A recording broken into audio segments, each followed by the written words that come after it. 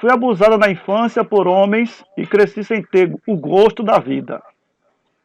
Não sou casada e nem tenho prazer em casar. Odeio homens e nem tenho prazer sexual. Há uma revolta muito grande dentro de mim. Não sei como tirar ou abandonar.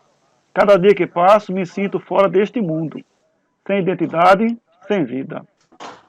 Ok, de todos os áudios que o senhor mandou, que me chamou muita atenção foi esse, por ser mulher, por conhecer muitas histórias parecidas com essa história dessa mulher. Porque a dor do estupro, a dor da violência sexual causada na vida de uma mulher, em qualquer idade, mas especialmente na infância, na adolescência, é uma coisa que massacra muito.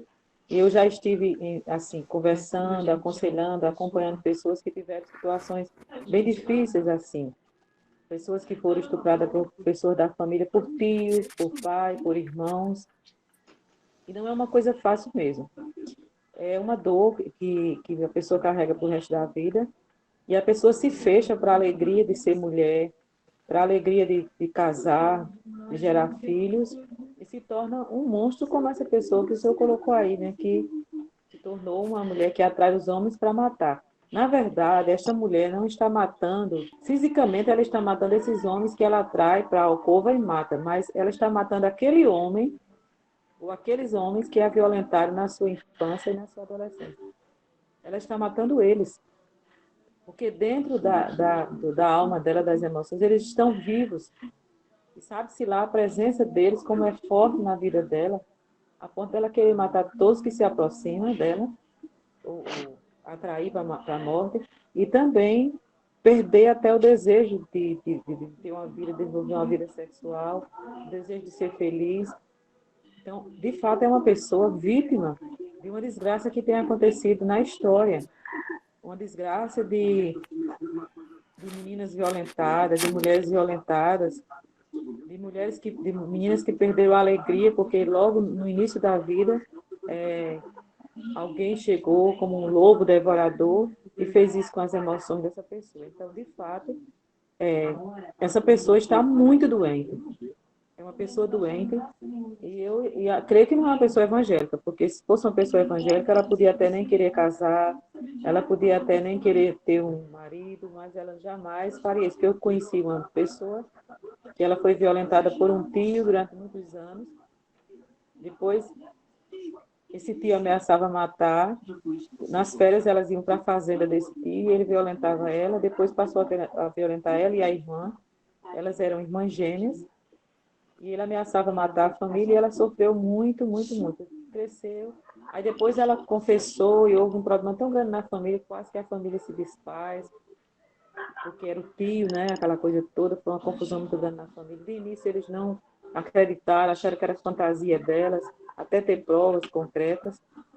E, mas ela cresceu, ela se converteu, ela casou, e ela foi estudar no seminário e ela um dia conversou comigo. Ela não era uma mulher completa, era uma mulher plena, era uma mulher salva, uma mulher casada, que amava o marido, mas que ela não tinha nenhum prazer na vida íntima, porque toda vez essa imagem vinha fortemente na cabeça dela. E então a gente teve que encaminhar para ela ser aconselhada e orar e tal. E ela, de fato, ela melhorou muito. Eu não digo que ela, não sei assim o restante da história se ela foi curada, mas quando ela confessou foi um momento muito difícil. Então, de fato, é uma pessoa doente da alma, das emoções e espiritualmente. Ela está, se a gente for tricotando, é uma pessoa que está doente do corpo, da alma e do coração. Porque ela já matou muita gente que não tem nada a ver com o que aconteceu com ela. Mas em cada homem que quer ter relação sexual com ela, ela vê aquele estuprador, aquele violentador, aquele homem que maculou e que tirou o que de mais puro ela tinha, o de mais inocente ela tinha na vida dela. É uma situação delicada. E aí eu volto a dizer aquela história de pouco. Nós precisamos preparar as nossas meninas, as nossas jovens, guardá-las e ter muito cuidado. Quando as crianças não querem ir para a escola, começa a chorar, começa a ter febre, começa a não querer estar com a pessoa, são sinais de alerta que nós, como pais, professores, avós, tios, pastores, temos que ter cuidado quando as crianças e adolescentes, especialmente as crianças, começam a mostrar essa repulsa pelas pessoas. Algo está errado, nós precisamos ter cuidado. quando uma criança diz uma coisa para a gente, não vamos dizer é mentira, não. Vamos averiguar. A criança tem uma fase que ela é fantasiosa e inventa história. Mas ela pode estar dizendo a verdade e a gente está dizendo que é mentira e ela vai sofrer. Quando eu perguntei a essa menina por que ela não falava para a mãe dela, ela disse porque ele dizia que ia matar a minha família. E se ele era capaz de fazer uma coisa tão ruim comigo e com a minha irmã, eu achava que ele era, na minha inocência, eu achava que ele era capaz de matar a minha família. Realmente, essa questão da violência sexual, principalmente na infância, acho que geralmente pior na adolescência, né? Na infância, dependendo da idade, não se guarda um volume tão grande de consciência do que aconteceu ou o que acontecia. Eu tenho uma colega de trabalho que ela foi violentada quando era adolescente, não sei se por família, meus queridos, mas é um problema. Ela não passa uma semana sem não ter problema com colegas de trabalho. Com os líderes, homens, ela teve momentos violentíssimos de partir para cima dos diretores, coisas do tipo.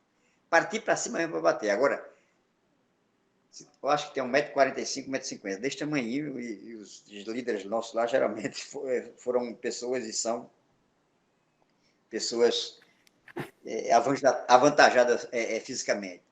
Então, ela tem uma dificuldade enorme de ser liderada por homens. Tanto que agora a nossa líder é uma senhora. Pronto, ela não tem dificuldade. Mas com professores homens é um caso sério.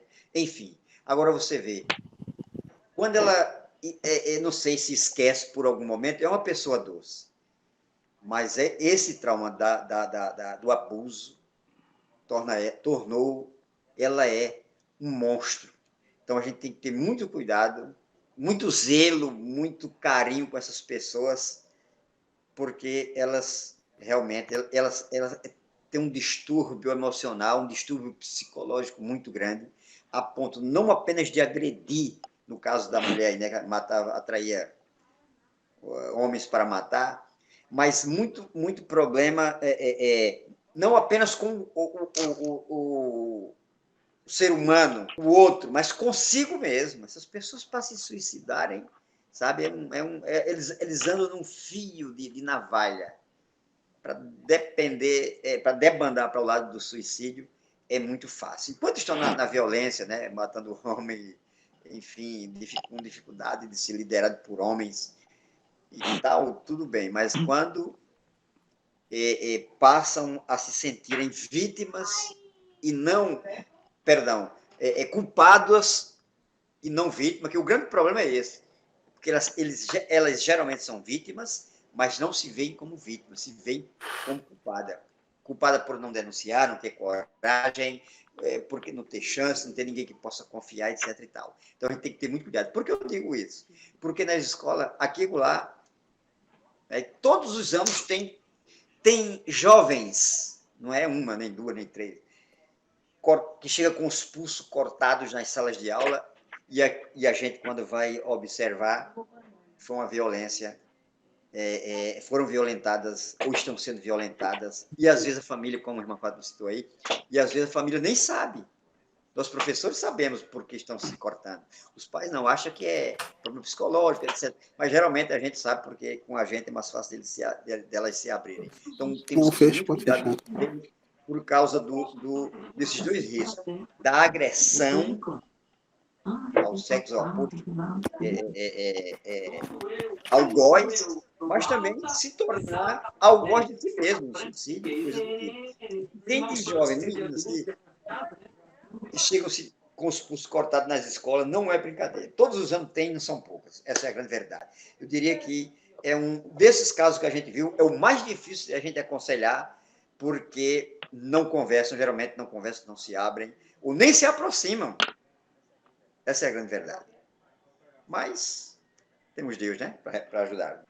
Infelizmente, esse filme de terror ele vem acontecendo diariamente, né? Não sei a estatística aí tem alguns órgãos aí, mas eu acredito que a cada, não sei se é 15 ou é 30 minutos, uma mulher é violentada no Brasil, né? E também tem a questão dos homicídios, né? Contra a mulher, é feminicídio, né? Mas aí o que acontece? Essa pessoa está passando aí, inclusive a sua história virou até filme, né? E um filme de terror. Não é um filme de romance, um filme que vai acabar bem, mas sim um filme de terror. O que eu já foi dito aqui nessa um fato que até é difícil de aconselhar, mas a gente está passando no momento, né? Eu digo a gente porque estou evidenciando isso na família, inclusive está até sobre sigilo, né? Na Polícia Federal e tudo. E essa pessoa está sendo acompanhada pela alguns profissionais, né, da área. E se alguém estiver passando por essa situação, que não chega a esse ponto, né, de querer atrair homens para tirar a vida, não faça isso. Não faça isso e procure procure a esperança em Deus. Saiba que eu acredito que pessoas vão ver, né? Vão estar vendo esse vídeo. Saiba que há uma esperança e a esperança é Cristo Jesus. Sabendo muito bem que as imagens elas vão ficar, mas é como diz a história, né?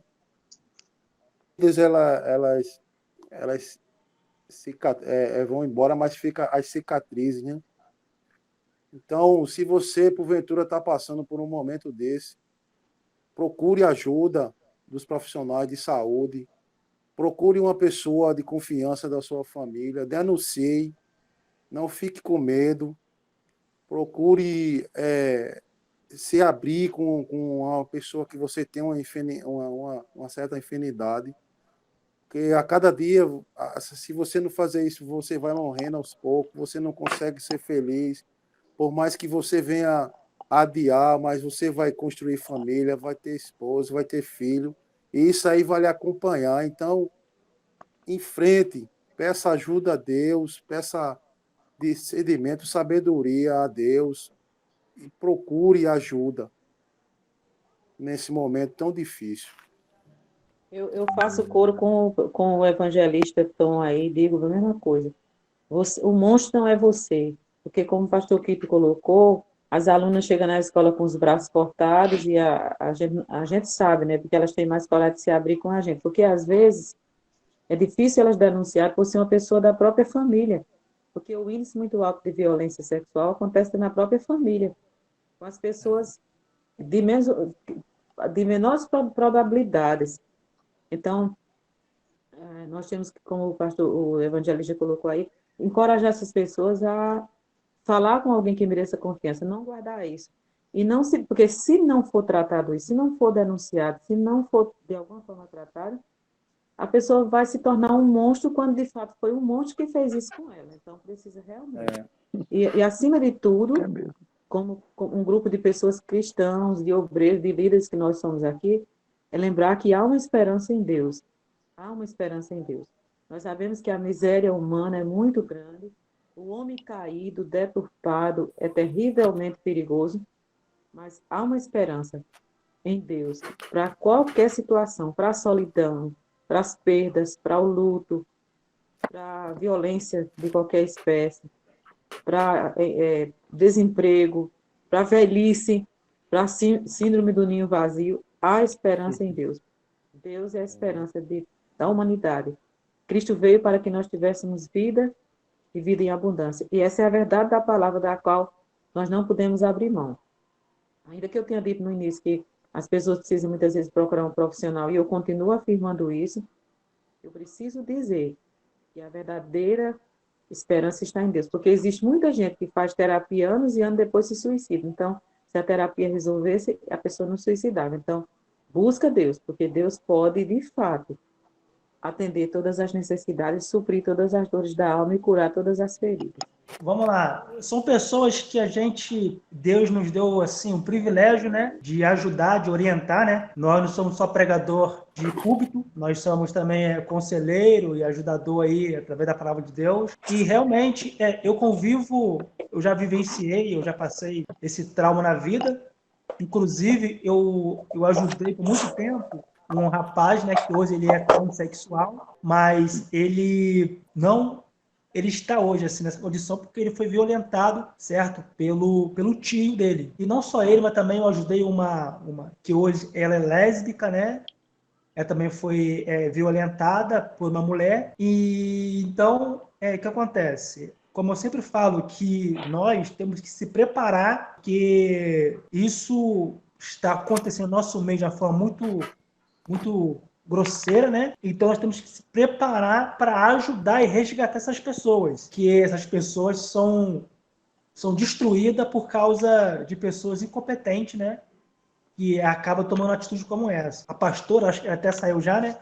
Que ela fala, né, que os pais têm que ficar de olho e observar, né, as pessoas, os filhos, quando estão tomando uma atitude que não é normal que ela venha tomar. E não só os familiares, né, mas também o pastor da igreja, né, sendo uma igreja não muito grande, mas ele tem que observar a conduta das pessoas, né, dos jovens, inclusive os líderes de jovem também, né, que é bem interessante, porque as pessoas que estão vivenciando isso, elas mostram, mesmo não querendo, mas elas mostram alguma reação aí que está vivendo, está passando uma coisa que não é normal.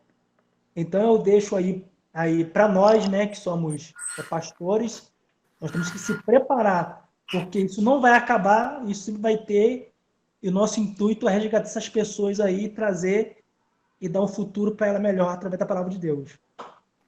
Esse é a minha posição aí. Passei toda a minha vida com a aposentadoria dos meus avós e pais. Recebia por mês mais de 6 salários. Hoje, um salário é o que me resta. Os outros foram subtraídos pelos governos de cada eleição. Não tenho mais profissão, ou melhor, não tenho profissão e nem experiência para trabalhar. Vivi uma vida de rei, escalo montanha e muitas das vezes não sinto vontade de descer quando chego lá em cima, por causa do desgosto e muita tristeza no coração.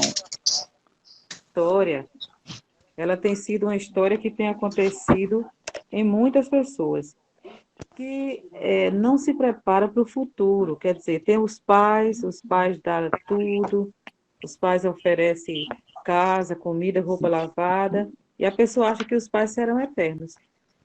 Aí, quando o pai morre, os pais morrem, então a pessoa perde tudo. Agora mesmo eu estou acompanhando um rapaz em Recife, um senhor em Recife, que ele me descobriu no grupo dos ex-alunos do meu seminário e tem falado comigo, solitário, o pai morreu, a mãe morreu, ele vivia muito bem, o pai dele tem uma situação financeira muito boa, inclusive essa semana mandou umas fotos do pai para mim, mas ele não se preparou para o futuro, achou que os pais eram eternos.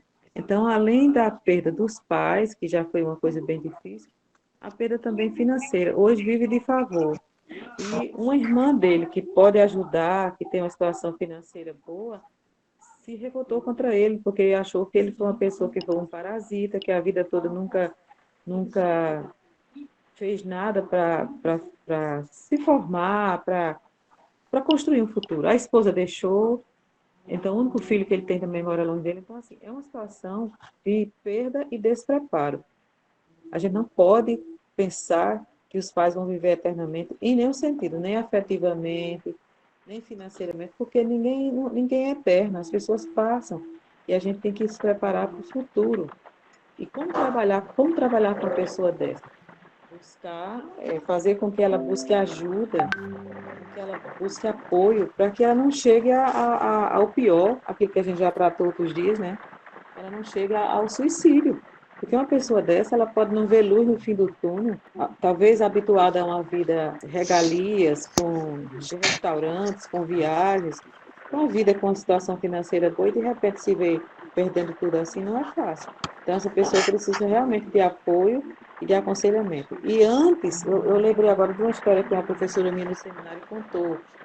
Ela contou que numa cidade tinha uma grande curva, uma ladeira, tinha uma grande curva, e semanalmente acontecia acidentes nessa curva. E o prefeito da cidade disse, eu vou colocar o que vamos fazer? Reunir com os vereadores, reunir com... O que é que vai fazer? Porque sempre tinha acidente e era uma tragédia lá perto da cidade. Eles vão botar ambulâncias lá, com médico, com paramédico, carro de bombeiro. E um dos vereadores disse assim, por que a gente não faz uma barreira de proteção para evitar que os carros virem ali? O que está acontecendo é que a curva é muito fechada e não tem uma barreira de proteção. Qualquer derrapagem, o carro vira e o desastre é grande. Então, o que aconteceu?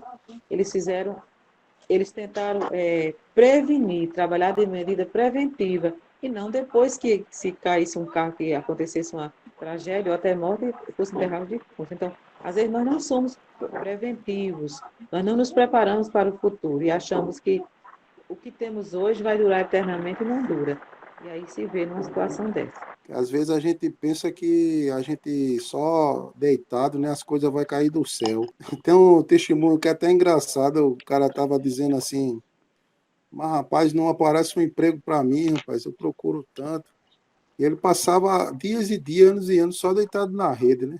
Nunca saía para procurar emprego e certa feita ele estava deitado e aí veio um enxame de abelha, né? E aí entrou no quintal ali, veio para cima dele, ele saiu correndo aí desesperado, mas rapaz, até tudo tá indo contra mim, até essas abelhas, ele saiu correndo. Quando ele saiu correndo, que chegou na rua, encontrou tava tendo uma obra lá na rua lá, deu de frente com o engenheiro lá e o engenheiro perguntou: Ei, você quer trabalhar? Ele tá procurando uma pessoa para trabalhar. Ele disse: eu quero trabalhar. É um pouco engraçado, mas é uma realidade, né? Às vezes a gente temos que pegar as oportunidades. Na história desse rapaz aí, eu acredito que é como se diz, né? Cavalo selado só passa uma vez, né? E o cavalo selado passou e ele não pegou a oportunidade. Ele se agarrou naquilo que ele estava garantido, né? Tem as pessoas ela pega muito aquela palavra que Paulo diz, que posso todas as coisas naquele que me fortalece, né? Que já tipo virou um jargão, né? Evangélico, né? Posso todas as coisas naquele que me fortalece. A gente vê em outdoor, nos carros e na geladeira, mas aí as pessoas elas não lê o que Paulo estava falando antes, né? Que ele podia passar por aflição, por angústia. Ainda agora o pastor Kito falou, né, como foi a vida dele, e imagina se o pastor Kito tivesse tido esses amigos que quiseram ajudar, e ele tivesse dito, não, eu não, ele não tivesse corrido atrás, em outras palavras, como a gente diz popularmente hoje, não tivesse feito a parte dele. Então, como é que teria sido?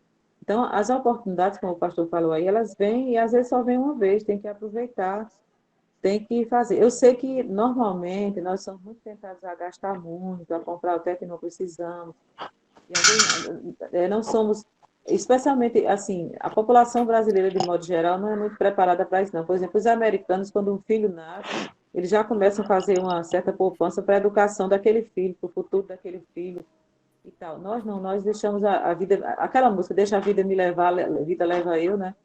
E vamos pensar no futuro quando o futuro chegar. Mas é muito bom que a gente se reeduque para isso, e até para os jovens hoje, que a gente se reeduque no sentido de pensar que o futuro pode ser muito mais tenebroso para eles do que foi para nós. Por exemplo, eu tinha uma amiga no seminário que ela tinha feito o curso de enfermagem, e ela passou na porta do hospital e tinha uma placa, precisa de enfermeira. Ela entrou e se cadastrou e tornou-se enfermeira do INSS. Hoje não é mais assim. Os concursos, a porta é cada vez mais estreita.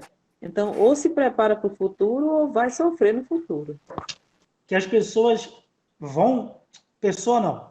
Pessoa e os crentes vão para a igreja, eles escutam, mas não ouvem, né? Porque, olha só, lá em Provérbio, né, 30, fala que o Agur, ele fala que 3 ou 4 criaturas pequenas, mas não serve como exemplo. Ele fala da formiga, né, coelho, gafanhoto e aranha. Aí ele fala da formiga. Fala que a formiga, no verão, ela trabalha, né? Por quê? Porque ela sabe que vai vir o inverno. E quando o inverno vem, ela está preparada para passar pelo inverno. E outra coisa que me chamou a atenção aí é que se realmente o que ela estava recebendo do governo era legal. Porque se fosse legal, o governo não ia tirar. Se tirou porque pode ter sido que não era legal para ela receber. Então ela tem que entender isso. Entendeu? Não sei se ela é crente, se é evangélica, não é, mas se não for, e se for, ela tem que entender isso. Que tudo que for legal, o governo pode tirar. Porque ela pode recorrer, né, atrás e ver aí o que a justiça pode fazer. Mas se for legal, entendeu? Ela tem que aceitar isso aí. Outra coisa, como eu falei, as pessoas não se preparam para o dia ruim, né? Acha que a vida só fica lá em cima, né? Mas não, a vida tem as suas as suas giradas, né? Viravolta. Então ela tem que entender isso. Agora, um conselho que eu dou para ela é que se ela tiver os seus direitos, ela pode recorrer para estar recebendo, né? Mas se não tiver, então ela vai ter que se atualizar aí, entendeu? Fazer um curso aí, como a nossa pastora falou e os irmãos aí falou, nossos pastores, né? Falou aí que ela não pode parar, ela tem que se levantar, se erguer e se ela quer viver uma vida que ela quer, então ela vai ter que correr atrás. Ela vai ter que resgatar aquilo que ela perdeu, né? Porque nunca é tarde para começar, né? Essa é a minha opinião.